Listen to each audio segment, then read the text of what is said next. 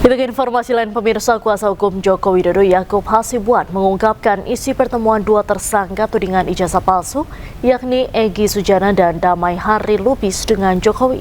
Salah satu poin pertemuan yakni adanya permintaan maaf.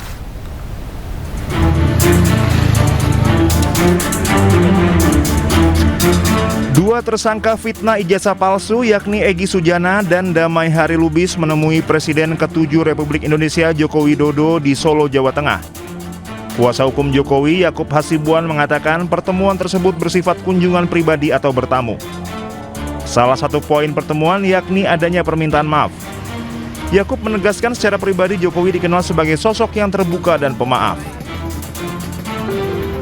Kalaupun nanti ada pergerakan atau ada kebijakan atau ada diskusi mengenai kelanjutan ini, apakah itu nanti akan ada soal justice, apakah itu nanti ada plea deal, apakah nanti ada juga keringanan dalam hal penegakan hukum, apakah di persidangan ataukah di penyidikan, itu nantinya tentunya akan kami serahkan juga kepada pihak penyidik, karena sekarang kan masih di penyidikan. Jadi apakah nanti harus tetap ke persidangan atau ternyata bisa diselesaikan di sini? Kembali lagi, kami harus tetap berkonsultasi dulu, menanyakan kepada penyidik seperti apa kira-kira. Egy Sujana dan Damai Hari Lubis saat ini berstatus tersangka dalam perkara dugaan pencemaran nama baik atas tuduhan ijazah palsu yang dilaporkan Joko Widodo ke Polda Metro Jaya. Dari Solo, Jawa Tengah, Septiantoro Anyis melaporkan. Sebelumnya, Presiden ke-7 RI Joko Widodo disebut telah memaafkan dua tersangka kasus ijazah palsu Egy Sujana dan Damai Hari Lubis. Pihak Jokowi menyebut perdamaian ini dapat menjadi pertimbangan polisi untuk mencabut status tersangka.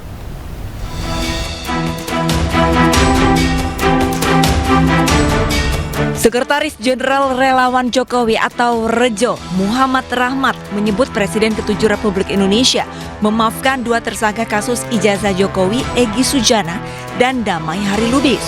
Pihaknya berharap Polda Metro Jaya dapat mempertimbangkan pencabutan status tersangka. Sebelumnya, Egy dan Damai Lubis menyambangi rumah Jokowi di Solo, Jawa Tengah Kamis lalu. Mereka menggelar pertemuan tertutup.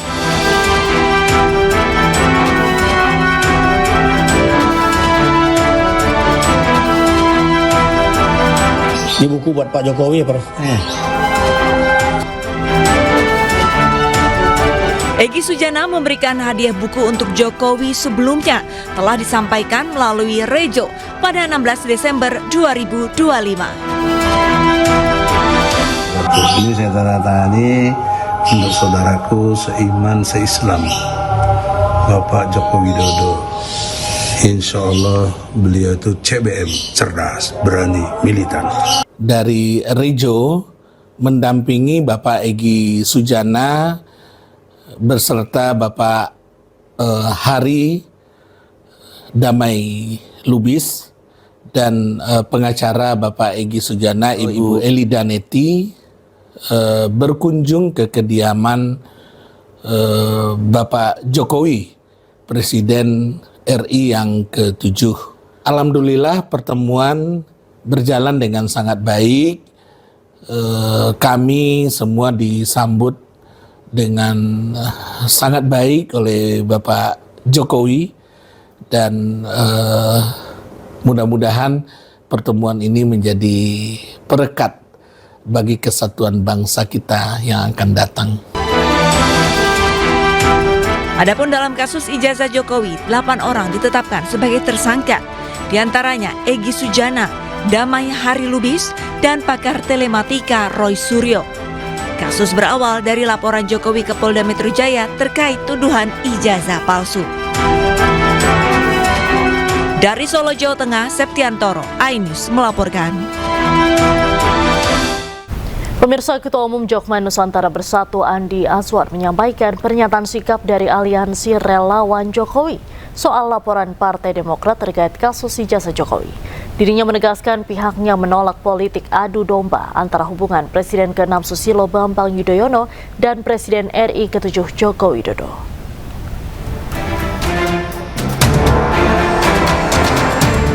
Pelaporan ke Polda Metro Jaya oleh Partai Demokrat atas dugaan tindak pidana penyebaran berita bohong disikapi Ketua Umum Jokman Nusantara Andi Aswan. Dikarenakan masih dalam proses penyelidikan, hingga saat ini belum ada pemanggilan terhadap para terlapor.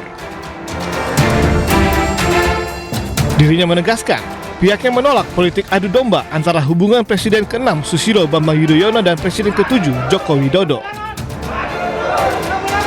Saya katakan mungkin ada yang ingin memanfaatkan hal itu, ingin berselancar dengan itu, ingin mengadu domba antara Presiden ke-6 dengan Presiden ke-7.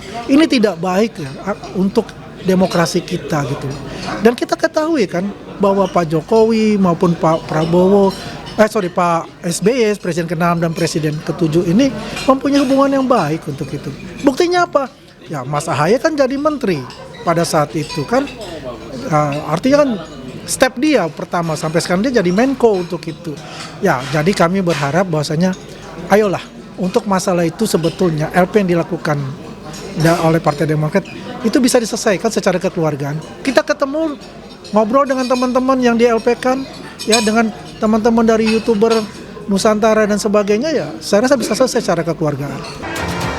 Sementara itu, pemilik akun Sidirowe Budius Piliang juga merespon laporan Partai Demokrat terkait hoax yang mengaitkan nama SBY dengan isu ijazah Joko Widodo. Dirinya menolak meminta maaf dan meminta Partai Demokrat mencabut laporannya di Polda Metro Jaya. Ia mengakui sebagai pendukung Jokowi garis keras, namun ia tak menerima jika Partai Demokrat melaporkan dirinya ke Polda Metro Jaya. Sudirowi juga mengatakan tidak menerima somasi yang dilayangkan oleh Demokrat dan menganggap Demokrat semena-mena terhadap dirinya. Saya bukan cari panggung di sini. Kalau mau saya cari panggung dari awal ketika saya dihubungin dengan banyak wartawan sudah saya okein, tapi saya tidak cari panggung karena sudah liar, makanya saya sekarang keluar.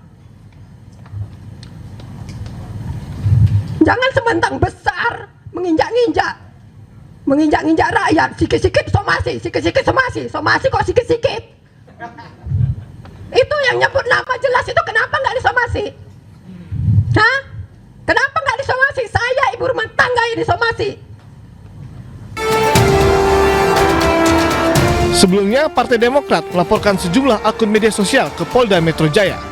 Keempat media sosial itu diduga mengunggah kabar bohong tentang Susilo Bambang Yudhoyono yang terlibat dalam kasus ijazah Joko Widodo. Dari Jakarta, tim liputan iNews melaporkan. Anda kembali di iNews Sore pemirsa. Pelatih baru Timnas Indonesia John Hartman tiba di tanah air melalui Bandara Internasional Soekarno-Hatta, Tangerang, Banten, Sabtu siang. Rencananya John Hartman akan diperkenalkan kepada publik pada Senin lusa.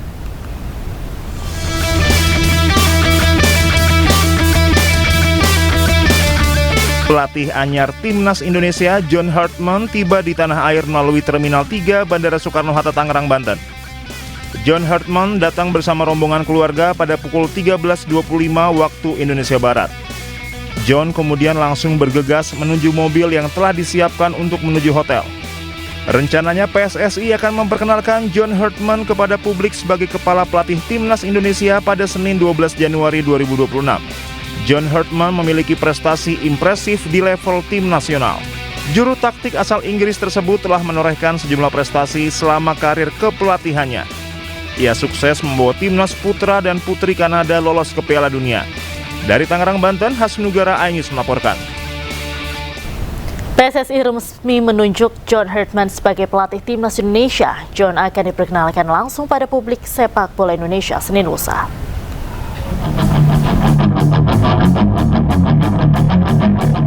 PSSI resmi mengumumkan nama John Hartman sebagai pelatih kepala Timnas Indonesia yang disampaikan langsung melalui akun resminya Sabtu sore. Keputusan menunjuk John Hartman menangani skuad Garuda bukan tanpa alasan. Hartman pernah mengantar timnas Kanada di sektor putra maupun putri lolos ke Piala Dunia FIFA. Dalam keterangannya, PSSI memastikan rekam jejak Hartman menjadi alasan utama penunjukan ini.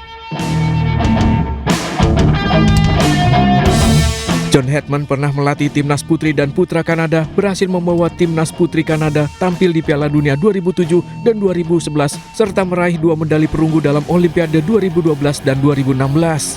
Sementara di timnas putra Kanada, Hartman sukses membawa Kanada ke Piala Dunia 2022 yang diselenggarakan di Qatar dan berhasil mengantarkan Kanada ke posisi 33 peringkat FIFA.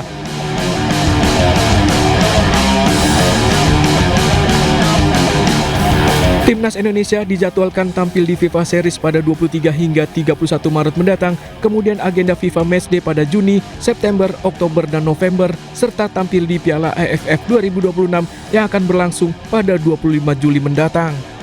Hadirnya John Herman ini membawa angin segar bagi Timnas Indonesia dan seluruh masyarakat sepak bola tanah air.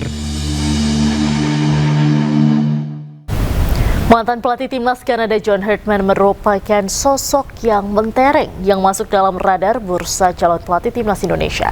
Dalam karirnya, Herman sukses membawa Timnas Kanada ke Piala Dunia 2022 lalu.